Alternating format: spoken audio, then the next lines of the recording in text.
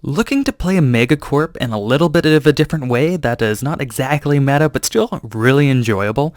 Now, I have the build for you. My empire is called the Tovley Droid Works, and it's based around megacorp with the mechanist origin. Now, this is just going to be enjoyable because you're going to be selling robots on the slave market. It's essentially just creating a product for the entire galaxy to use. Because you can modify all your robots and then sell different types of robots or make different types of robots on different worlds and put them on the market. And you'll bring in a lot of energy credits from people buying droids and robots off the market, right?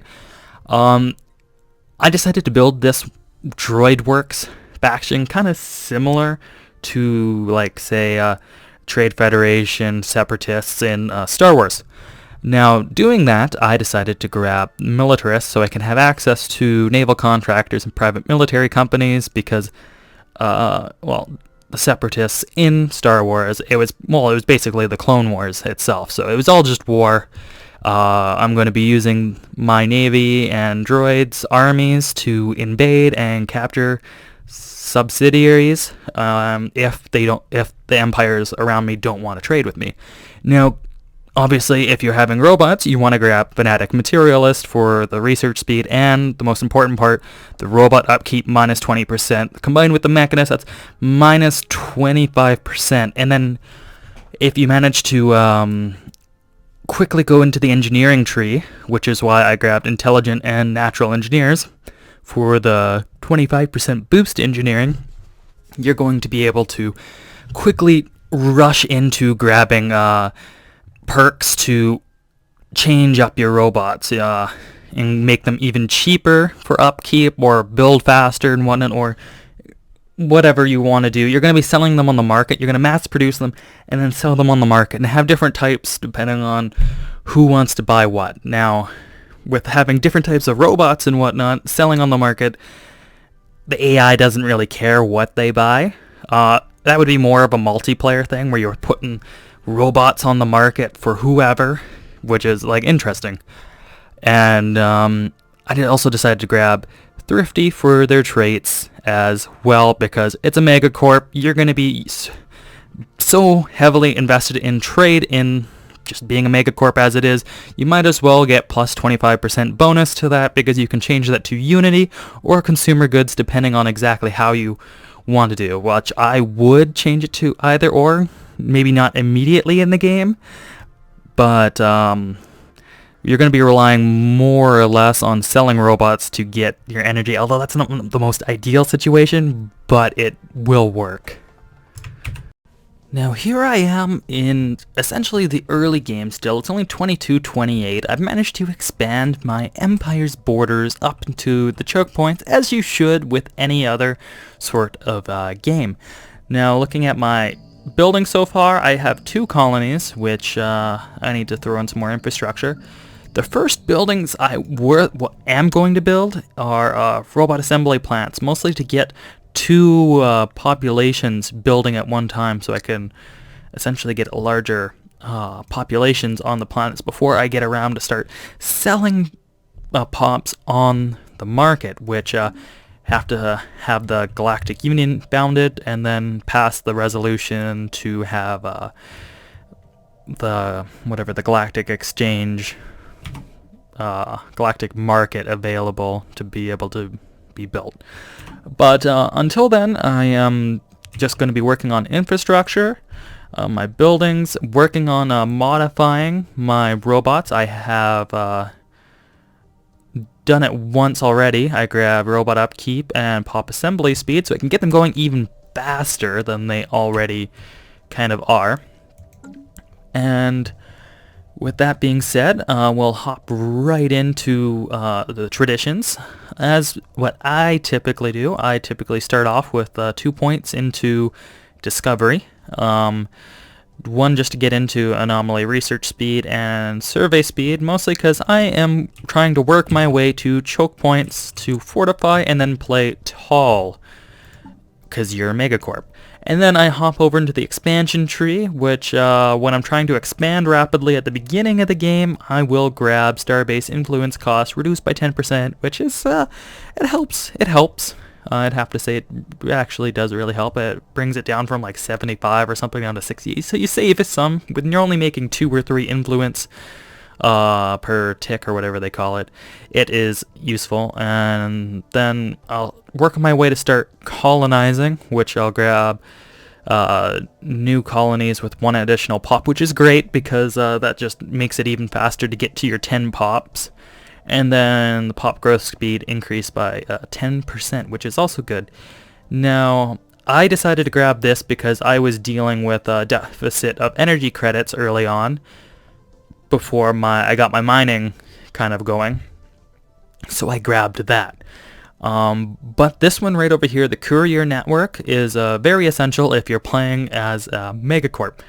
I say that because the Empire sprawl reduced by 25% from systems and colonies is going to be a major thing. It's just looking here, just getting to my choke points, I am over, which being a corporate empire, your sprawls increased by 50%, so your negative side effects relating to Empire sprawl go up significantly faster than any other empire. So you're going to be wanting to build administrative offices on some planets, to say the least. It will help. It makes playing tall a hell of a lot easier in this game. So my next traditions I am going to grab after finishing off expansion. I might grab Science Division depending on how well my tech is going. But now, with how Federations have came out and AI is playing a bit better, I will either split between Supremacy or Diplomacy depending on who's around me. Now I have a bunch of trading partners around me. Going Diplomacy is really good, not only just for the Federation and all those stat bonuses that come with the laws and stuff that go with that, but also for the open markets, the trade value, market fee reduction, and trade protection is really good as a megacorp. Very good, I'd have to say. But if you are planning on going after nabbing up a subsidiary right off the bat, or you're stuck beside a total war empire, Supremacy is obviously the better choice of the two. Now, in my playthrough, I am beside a pacifist who I am allied with, and a non-hostile, another megacorp, which I am planning on subsidizing to manage to grow my empire.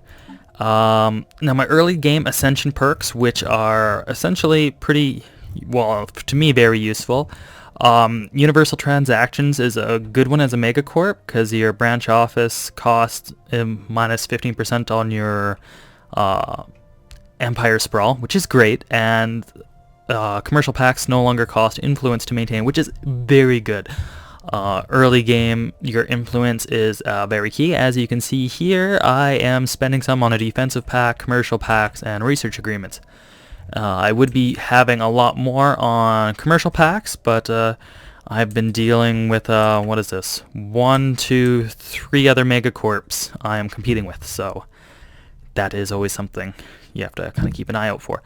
As well, I like to grab Technological Ascendancy right off the bat for the rare techs and the research speed. The research speed is always a no-brainer to grab, in my opinion.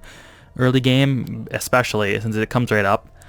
Another good one is One Vision for the monthly Unity is always good, but my ideal to it is the pop amenities usage minus 10%, which, I mean, it works depending on your situations. If you're struggling trying to keep your colonies afloat, which isn't really too hard to do, keeping them amenities, because stuff like trade districts will give trade and amenities, or stuff like that, which is great. So, I mean, that's optional. If you're having a problem with governing ethics, it's definitely a grab it thing you should do. Playing as a megacorp, I don't know if I would grab synthetic evolution. Now, it's up to you. Granted, the robot modification points +1 and the robot output plus 10% is excellent. You will want to grab the flesh is weak, though, or synthetic evolution. This goes, yeah, you turn into robots, and this one is cybernetics. Yeah, so you want to grab the flesh is weak. If you want to go robots, go for it. I have had times in the past where I go fully synthetic with my people, and it completely destroys my economy. I should have prepared for it, but it's honestly up to you. Other stuff, which is great, is obviously anything in space, master builders, and galactic wonders, which is a no-brainer. Now, I don't have any footage from later game yet, but I have played through entire things on small and medium and tiny galaxies as the Tavli droid works, and essentially you're just going to be trying to either build up your Federation to be fairly large, so you have lots of allies, or you kind of go down the route of subsidizing everybody, which I would have your main Federation, and then every other megacorp that's around you I would subsidize. Just it makes it a bit easier for you, since you're not competing with anybody to get your trade branches down, or your commercial branches on other empires' things. But you get a whole bunch of their resources or energy towards you, which is great.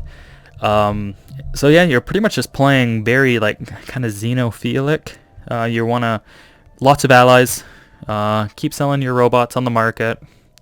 Spread your fancy robots all over the galaxy, and call it good. That's what I would do, and that's what I have done in the past. So yeah, if you've enjoyed this type of video, be sure to drop a like and a subscribe. Hell, even leave a comment. Just let me know what you would do differently, because I know how everybody plays differently and has their own ideas which fit their playstyle better than what fits mine. What fits me isn't necessarily a universal glove for everybody else. So let me know what you would change, and let's have a conversation about it. Thanks for watching.